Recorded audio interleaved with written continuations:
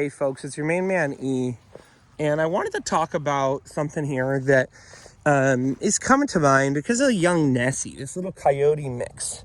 And this is the idea of how we relate to our dogs and how we set boundaries with them directly affects the way they understand dogs and dog socialization. So if we have a dog that, we're telling ourselves, man, he's great with people. He loves people. He just never seen anything weird with people, nothing but love.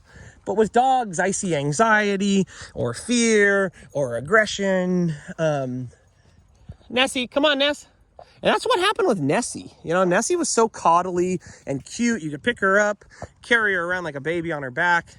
Super trusting, but then when you'd bring her around dogs, she'd put her fur up, she'd start trying to grab toys and control things, food, space, and if a dog told her no, she did not want to hear that. And so Nessie's, 10 or 11 months old, and it wasn't looking very good for Nessie. So we had to ask ourselves, what is going on with Nessie here? Given the fact that she spent a lot of time around people, and she's primarily spending her time around people, I have to ask myself, does she understand human socialization fully? Does she understand my boundaries? Without needing a leash, without needing any food, can I get Nessie to calm down? Can I get Nessie to do obedience commands for me? If Nessie's super excited and being really silly, can I tell her, hey, Nessie, calm down. It's not silly Billy time, without that being a conflict and making her stressed out. Come on, Nessie. Come on, Percy. Or if Nessie's calm, can I get Nessie excited and put Nessie into a playful state and pull out toys? What I found when I was really thinking about this dog, wanting to help her, is, wow, Nessie doesn't really understand boundaries from humans. Although she's cute and although she's cuddly and very sweet, when we begin to tell her to stop doing stuff, when we begin to set boundaries with her, if we don't have a leash on her or a gate we can close, she's pretty hard to control.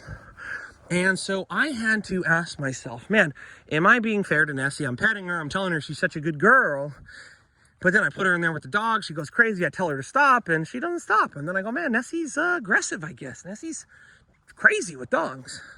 Well, what happened, believe it or not, is I thought to myself, what if I start being really clear with my relationship with Nessie? Nessie, come on. And when I'm handling her and I'm putting a leash on her, I really am going to be very clear. She has to be calm. And when she's off leash, I'm going to be clear. She's got to come when I call her name every time.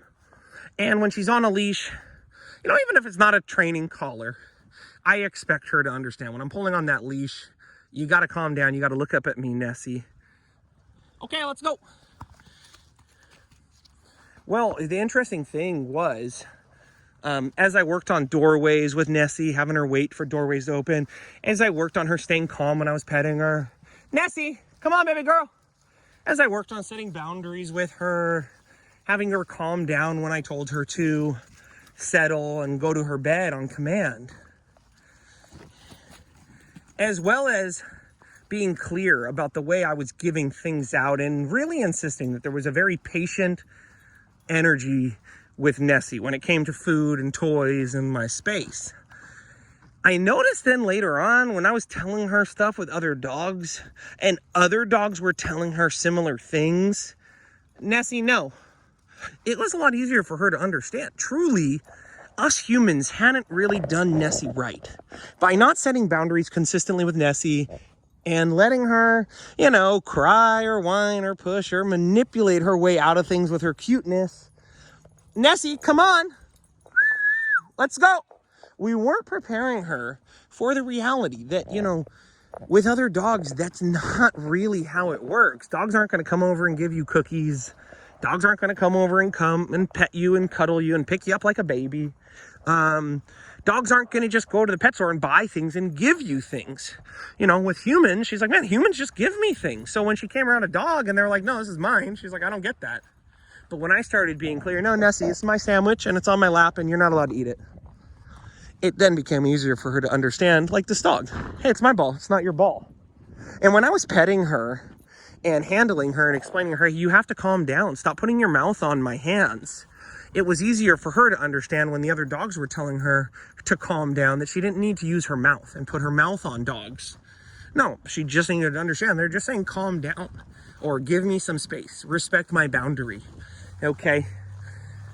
Now, to be fair, I have continued to pet Nessie. I've continued to coddle her and pick her up on her back, but I've kept in mind that can only be in direct relationship to how much we are seeing progress in her respecting me and listening to me and really valuing every aspect of the relationship I have with her. Not just my ability to give her stuff and tell her she's cute, but my ability to set boundaries and to tell her effectively, that's a great idea to do that. And that's a horrible idea. Don't do that, Nessie.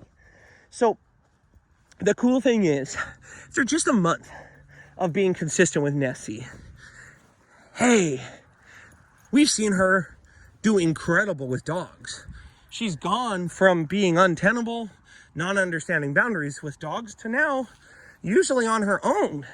She's making incredible choices to let another dog have something, to not try to crowd or control the space that she's in, and even to accept boundaries from other dogs in order that she's going to be successful playing with them.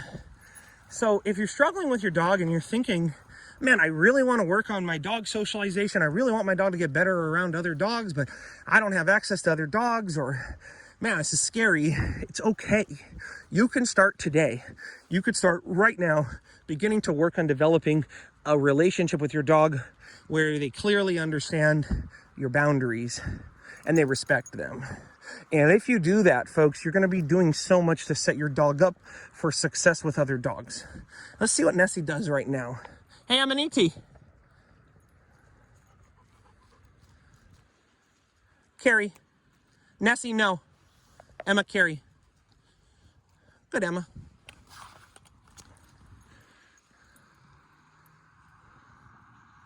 Nessie, no. Nessie, no. No. No. Emma, no. Nessie, no. Don't do that. Not good, bad girl, no. No. Let's try it again and see if she understands. Now, to be transparent, Nessie has a remote collar on. I could address this with the remote collar, but I want to address it with the most powerful tool, which is myself. Nessie, no. I want Nessie to understand. Nessie, no. Emma, Carrie. Good, Emma. I want her to understand, if you're feeling that way about a space, a toy,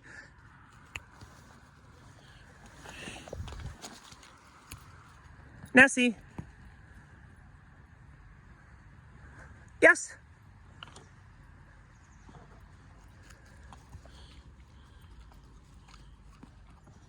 The best thing for you to do is not do anything and not attempt to fixate or focus on that toy, because that is going to create conflict. And if there is something that you are feeling possessive over, go. Or a little bit defensive over, the best thing to do is to move away from that thing with your attention and even with your physical body. Don't go towards that thing intensely that you might be feeling possessive over. So that's just a clear example, folks, of how through creating a better relationship with our dog, we can communicate clearly with them and help them succeed with socialization. Remember, as always, folks, we don't blame them, we train them. And if you want help from me, you can find me online, followtheleadercanine.com. And you can find my poetry book online too, Loving, Leading, and Losing, stories from the dogs that trained me. Until next time, folks.